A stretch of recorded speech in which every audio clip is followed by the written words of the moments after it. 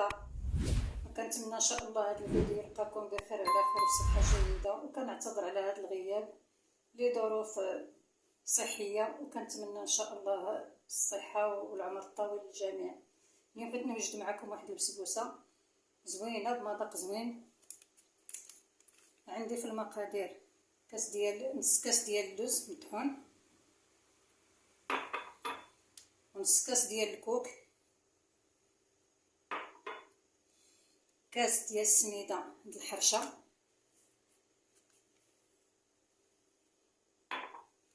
كاس ديال سنيده. هادو راه بحال الكيسان د العنبه، نفس العبار. كنخلط هاد النواشف هادو شويه هكا. كتجيب هاد المذاق ديال الكوك واللوز كتجي زوينه بزاف ومسقيه بالليمون.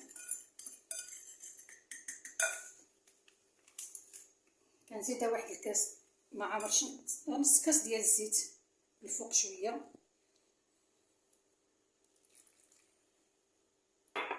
وكاس ديال الحليب،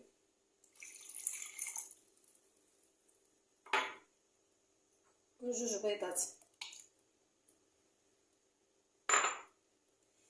وكنديروا معاهم واحد الحامضه، واحد الليمونه محكوكه، قشور ليمونه محكوكه، برتقاله.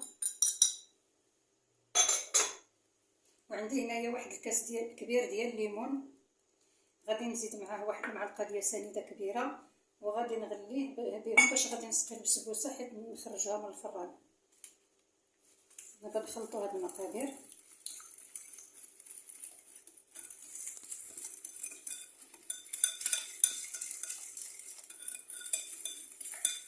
حنا كنخلطوا هاد المقادير. هنا واحد القبيصه ديال الملحه راني نسيت ما قلتها لكمش في الاول. وكنديروا واحد صاشيه ديال الخميره ديال 8 غرام.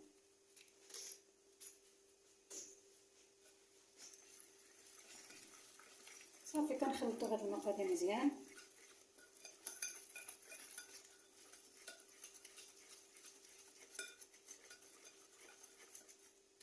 صافي تخلطوا. صافي كنكونوا داهنين المول اللي غادي ندخلو للفران بالزبده ونرشوه بالسميده. صافي وكنخويو. كتجي هاد البسبوسه خفيفه كتجي زوينه.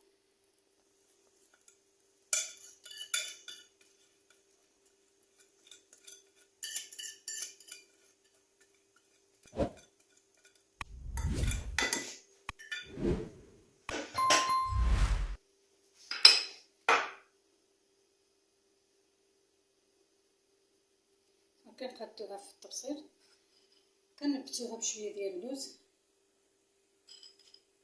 صافي وكندخل الفران يكون سخون. حتى كيسخن كنقصوا عليه البوطه ونخلي شويه تكون ما مجهده ما قليله.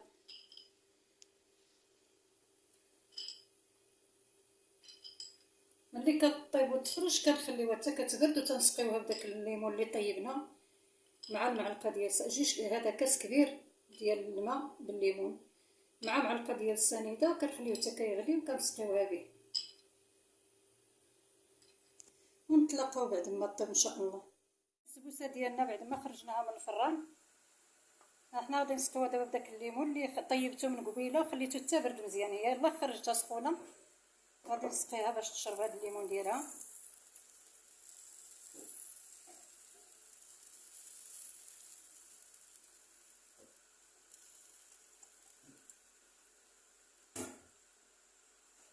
البسبوسه ديالنا بعد ما طابت وبردات مزيان، انا قطعتها الطريف هذا باش تشوفوا كيفاش جا.